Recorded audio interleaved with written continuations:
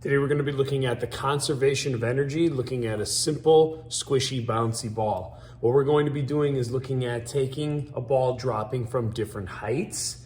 We'll start at about 100 centimeters, which is 1 meter in height. Then we'll go to 80 centimeters and then at 60. So we'll drop at 3 different heights.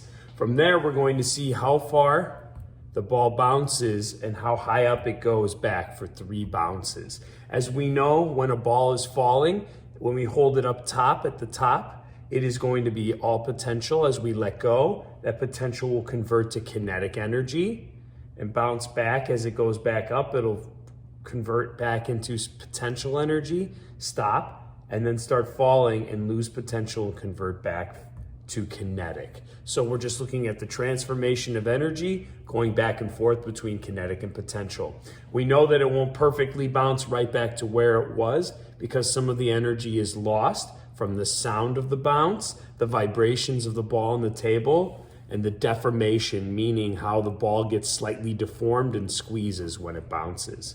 But we'll look into the transfer of energy and go from there. Since we know that energy has a lot to do with mass, let's make sure that we mass out our bouncy ball as well. So right here, you can see that this bouncy ball is 90.46 grams. Please convert that to kilograms, which means that you have to divide by 1,000. So if you have 90.46 grams, divide that by 1,000, and that will give you kilograms. All right, so here's step 1. Step 1, let's drop from a height of 1 meter, and let's get that data. 100 centimeters is where we begin. After the first bounce, it's going to go to 70 centimeters. Second bounce, 45 centimeters. Third bounce, 33 centimeters. All right, so for step 2, now we're going to go ahead and drop from about 70 centimeters. So let's see what that data is. 70 centimeters will be our starting point. After the first drop, it will jump to 50 centimeters, then 33 centimeters, then 21 centimeters. And lastly, let's do step 3. We're gonna drop at 60 centimeters and see how far up it bounces back with the 3 bounces. Starting at 60 centimeters for the drop. After the first bounce, there'll be 43 centimeters.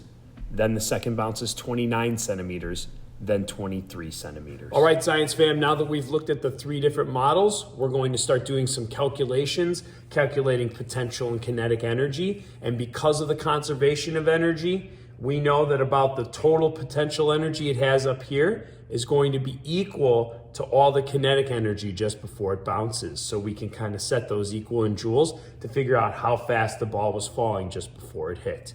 All right, let's manipulate some data. Let's use our different equations and better understand conservation of energy.